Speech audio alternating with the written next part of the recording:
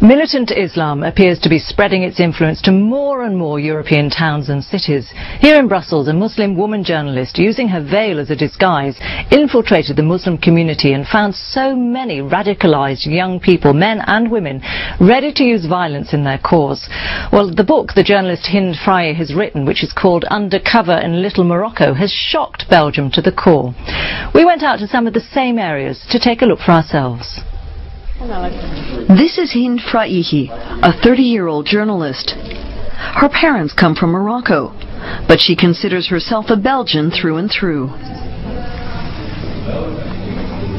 She was born and raised in a small Flemish town, where she also went to school and had her first job. Hind speaks fluent Arabic and has written much about the lives of Muslims in what is called the Dar al-Harb, the non-Islamic world.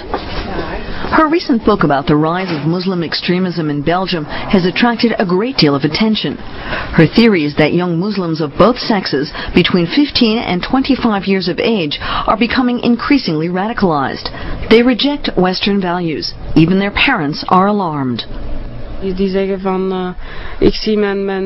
parents often say, I see my son or even my daughter becoming so radicalized. I don't understand it. Frye says Muslim extremism is a phenomenon of youth, and it is increasingly appealing to women. I spoke with several women, radical Muslimas, whose highest ideal is to marry a Muslim warrior. We call these women jihad brides. Here in the Molenbeek district of Brussels, more than a third of the residents are Muslims from North Africa. Hind spent 2 months living and researching here, undercover, posing as a sociology student, in order to learn more about Islamist extremism. On market day, the streets are full of people. Many stop to chat. The mood seems friendly and pleasant, but it's obvious that the police presence has been increasing. The authorities are aware of a rising potential for violence in the area. Suddenly we're told we're unwelcome. This man tells us to stop filming, warning us in no uncertain terms that he'll get violent if we don't get out of here right away. The bystanders are also upset. We move on in an attempt to defuse the situation. But the man follows us, and a short while later we have another run-in with him. He tells us to take away the camera. He tells us we have no rights and can only film if he allows it. Belgian laws do not interest him. The man is confident that it is he who controls the neighborhood. Molenbeek's police station is located hardly 100 meters away. Many police officers are afraid that the state no longer wields authority here, at least not the sole authority. They know that Islamists view Molenbeek as subject only to Muslim law. Many of the older men despair and call these young people a lost generation.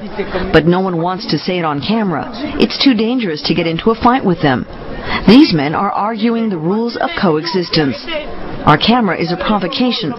Its mere presence seems to call into question who makes the rules here. With much effort, 5 police officers are able to calm everybody down. They know the situation in the area is very tense, but they're not supposed to say it out loud. Hind Frye is trying to break this taboo. She wants to stop the growing influence of the radical Islamists. It's a problem which has gone beyond just a few cities.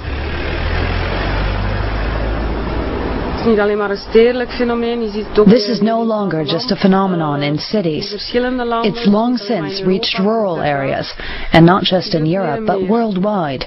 It's getting worse all the time.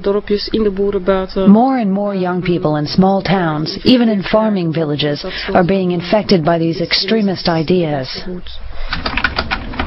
Hind believes the Arabic language media play a major role. They can be received via satellite even in the smallest hamlets. In the propaganda they broadcast, religion is not a private matter. All of life is being Islamized, says Hind. For her, religion is a private matter and no substitute for politics. She thinks Muslim women should be able to wear headscarves in the mosque, but not on the street.